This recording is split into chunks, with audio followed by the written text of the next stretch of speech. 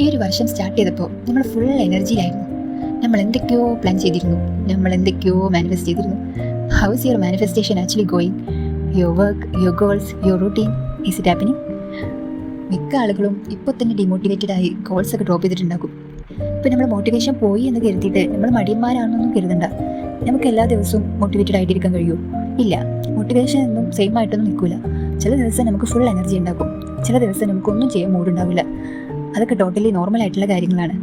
അപ്പോൾ ഈ എനർജി ഇല്ലാത്ത ദിവസങ്ങളിലും നമ്മൾ നമ്മുടെ ഗോൾസിന് വേണ്ടിയിട്ട് ഒരു 5 മിനിറ്റെങ്കിലും എന്തെങ്കിലും ചെറുതായിട്ടെങ്കിലും ചെയ്യുക എന്നതാണ് ഈ കൺസിസ്റ്റൻസി കൊണ്ട് ഉദ്ദേശിക്കുന്നത്. അല്ലാതെ എല്ലാ ദിവസവും പെർഫെക്റ്റ് ആയിട്ടിരിക്കണം എന്നൊന്നുമല്ല. നമ്മൾ ചെയ്യുന്ന കാര്യങ്ങൾ പൂർണ്ണമായിട്ട് വിട്ട് കളയാതിരിക്കുക എന്നതാണ് കൺസിസ്റ്റൻ്റ് ആയിരിക്കുക എന്നതുകൊണ്ട് ഉദ്ദേശിക്കുന്നത്. അപ്പോൾ മോട്ടിവേഷൻ ഇല്ലാത്ത ദിവസങ്ങളും നമ്മൾ കൗണ്ട് ചെയ്യണം. അപ്പോഴാണ് റിയലായിട്ട് പ്രോഗ്രസ് ഉണ്ടാവുകയുള്ളൂ. അപ്പോൾ പറഞ്ഞുകൊണ്ട് വന്നത്, you don't need more motivation, you need a system that fits your real life.